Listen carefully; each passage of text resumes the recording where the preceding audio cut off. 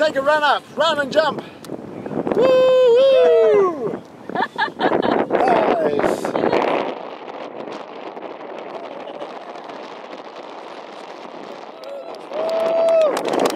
Nice work. So this side's probably... you go, girl.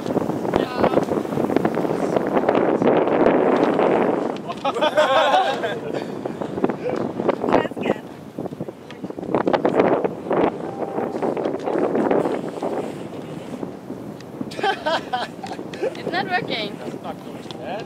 Yeah. Here we go. Woo!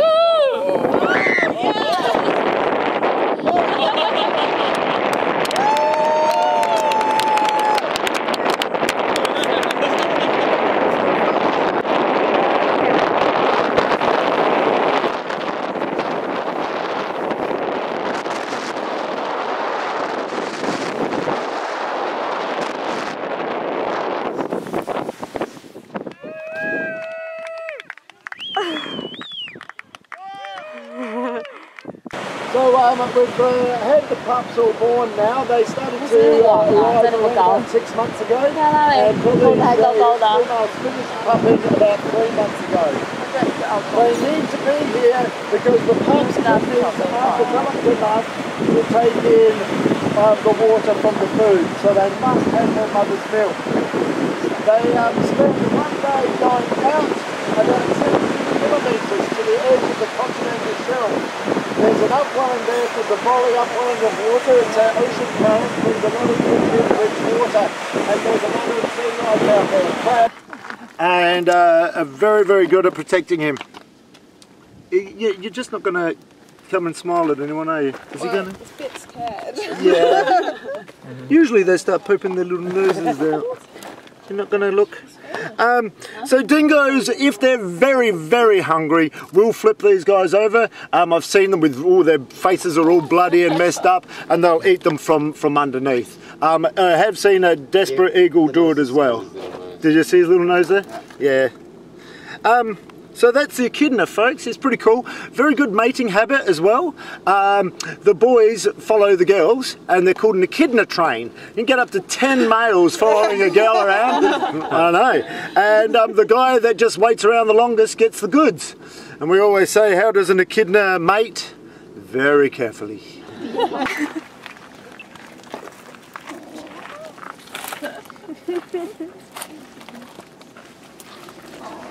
Here I go.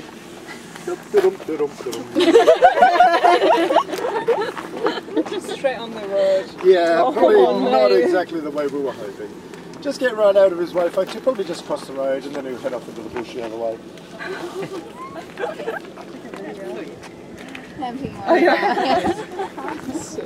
Yeah. Wherever his nose is, just get right out of that way and let him go. Yeah. That's right out of his way. That's it. There it goes. They're really cool. They're kind of like, they just march about. They're hilarious. So sometimes I've come across them, sat down and just had one walk around me for like half an hour.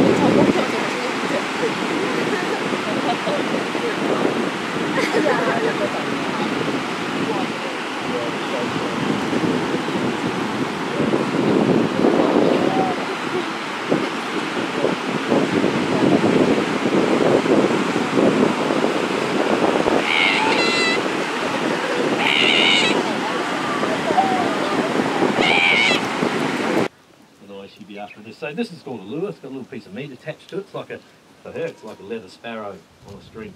And we get the birds to chase this because it's a really good way of retrieving a bird. Also, it's a great way of getting them fit. And if you have a bird in your care for about 6 weeks or more, it's going to lose about 80% of its fitness. So it's important that you get them fit before you release them. That way, they are fit enough to catch their own food, and they don't get eaten straight away by bigger birds of prey. Because birds of prey are always looking for prey individuals that are at a disadvantage. And if they see an unfit bird, he's on the menu straight away. Billy. Oh, I got him. That's okay. That wasn't much of a catch. That's okay. As she gets more and more confident with the catching of this lure, we'll make it a little harder for her, and you can keep them on the wing for 15 to 20 minutes, stooping backwards and forwards of the lure. There you go on there. Got a good hole on it. We'll let that go.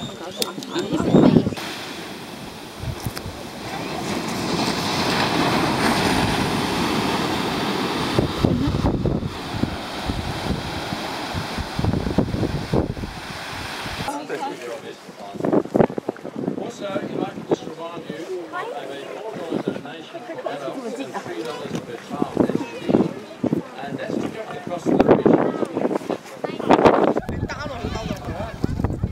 He's not hungry. You eat it. There we go. The fire raced up the hill that way and then raced up that way and left a nice little sanctuary for a lot of the animals to survive. The trees aren't dead, the root system under the ground just comes up again, so all of this new growth has occurred in the last 2 years. When people first came to Australia, they came from Indonesia during a time of global freezing, so during an ice age. And the distance between Australia and Indonesia today is around about 350 kilometres, but back then it would have only been about 50 kilometres. And the technology around about sort of 40 or 50,000 years ago would have literally have just been stripping bark off of a tree or finding one that had naturally fallen over, just hollowing it out and then going out and maybe using a spear for fishing. But if the wind blew you out to sea, then you couldn't get back again. The prevailing winds across the north of Australia only blow in one way, the monsoonal winds. And so these people would have island hopped across to Australia. And then the sea levels rose when the ice melted, and then the north froze again and sea levels dropped again. And now technology's improved. People are beginning to, humans are making stone implements like axes and knives, and probably cutting down trees on purpose, tying them together, and maybe even making sails. And so you can see Australia from Indonesia when there's big fires on the coast. And in fact, Indonesia burnt around about 15 years ago, and we could see the fires in Indonesia from that north coast of Australia. So they knew it was here, and they, of course they came. So we think Australia was populated over a period of around about sort of 5,000 years in about 5 or 6 waves. And around about 5,000 years ago, some of the people actually brought a dog with them, and that now has become the dingo. So let's say if we think about that, you think about the Aboriginal people in Central Australia, really tall and blonde hair, so the hair's been bleached blonde, and perfect for striding across the desert. But if you think about the Aboriginal people up in Kangaroo, very, very small people, quite dark, wiry hair for swimming in the ocean every day. So very, very different type of people so supporting this sort of theory of immigration. When white people first came to the country about 230 odd years ago, there were over 700 different dialects with 350 different languages. And the Aboriginal people had lots and lots of countries, and so think of Australia more like Europe to the Aboriginal people. And the culture could have been as different from in Europe, Russia to Greece, or England, the United Kingdom to Turkey. Okay, so you think about the didgeridoo. A few people were playing around with the didgeridoos at lunchtime. Not all the Aboriginals use didgeridoo, only the ones from the north.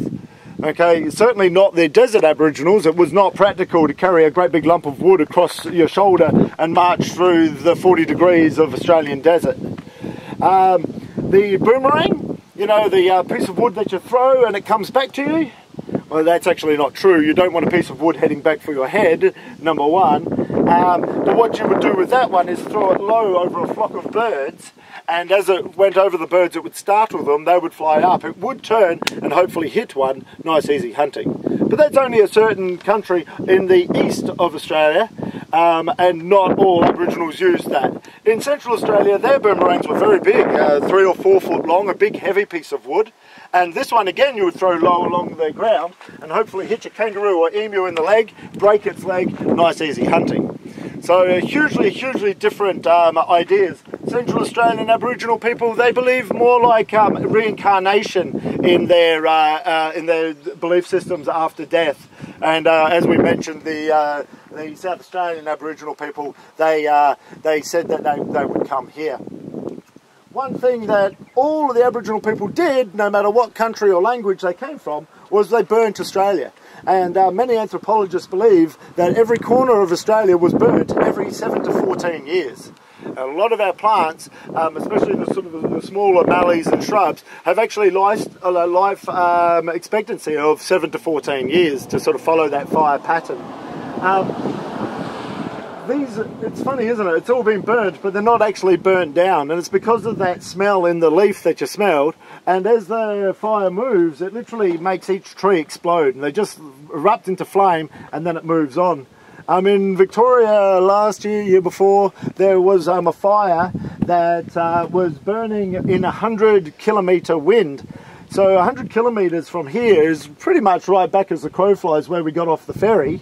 And people were in their homes, they knew there was a fire. They didn't realise that 1 hour later the fire would be on their doorstep and burning them in the homes. And a lot of people lost their life. And we've actually had fairly significant changes in the way that we do fire protection in Australia.